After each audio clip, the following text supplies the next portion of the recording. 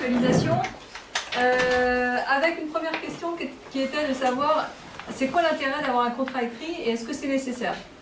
Puisqu'en fait, on a encore certains secteurs d'activité où la poignée de main vaut valeur de contrat. Ça se réduit, mais ça existe.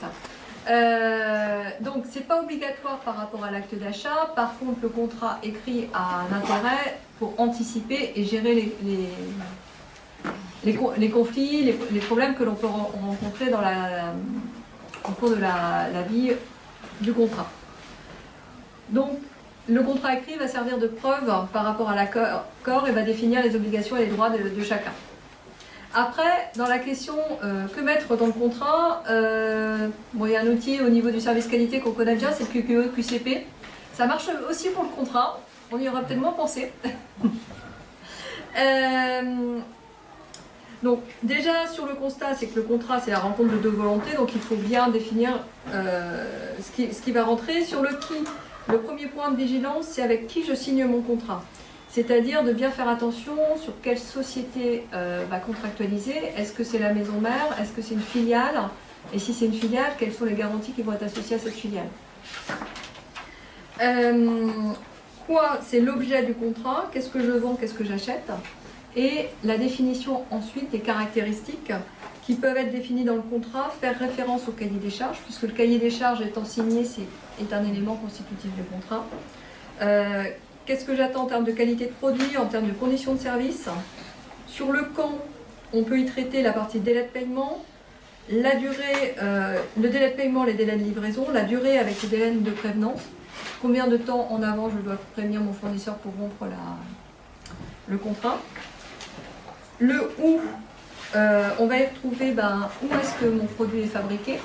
Ça peut avoir un centre d'intérêt en agroalimentaire sur lequel on travaille avec un groupe qui peut avoir plusieurs sites, avec des niveaux de certification différents. De la même façon, où est-ce que je souhaite me faire livrer? Est-ce que c'est sur une plateforme? Est-ce que c'est sur le site qui est situé à X ou le site qui est situé à Y? En termes de coût du transport, ce n'est pas forcément la même valeur pour l'entreprise qui en a la charge. Sur le comment, ce sont les obligations en termes de livraison, en termes de logistique. Ça peut être aussi la prise en compte de certaines contraintes géographiques, par exemple comment on gère la disponibilité d'une matière première en fonction des aléas climatiques.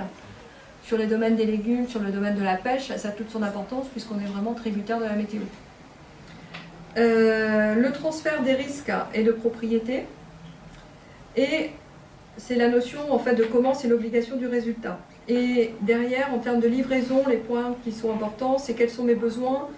Et si le fournisseur n'est pas capable de me livrer dans les délais qui ont été fixés, quelles peuvent être les conséquences pour moi et comment je me retourne contre le fournisseur dans ces cas-là. Mon fournisseur n'a pas été capable de me livrer dans les délais impartis, moi je ne peux pas livrer mon client, j'ai des pénalités, est-ce que je peux me retourner contre mon fournisseur? Sur le combien, c'est quels sont les prix, quelles sont les pénalités associées éventuelles. Un point auquel on n'aurait pas pensé qui ne répond pas au QQO QCP, c'est le droit applicable.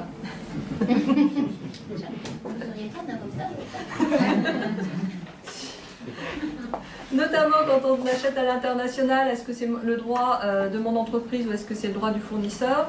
Et en cas de litige, est-ce que je peux faire appel à un tiers pour déterminer qui va prendre en charge le dossier à ce niveau-là? En termes de responsabilité, on a travaillé aussi sur la notion de plafond de la responsabilité. En cas de défaillance de mon fournisseur, est-ce qu'il y a un tiers qui va être responsable? Est-ce que ça va être la garantie de l'assurance? Est-ce que c'est la maison mère si je signe avec la filiale ou pas? Avec un point, c'est que, notamment dans le domaine de l'agroalimentaire où le risque est aussi lié à la sécurité du produit, il n'y a pas de limite de garantie quand il y a une atteinte à la personne ou quand il y a une faute délibérée. Alors, atteinte à la personne, ce sera le cas où on a un produit qui contamine et qui envoie des personnes soit à l'hôpital et ils en ressortent sur leurs deux pieds, et dans le pire des cas, en cas de décès.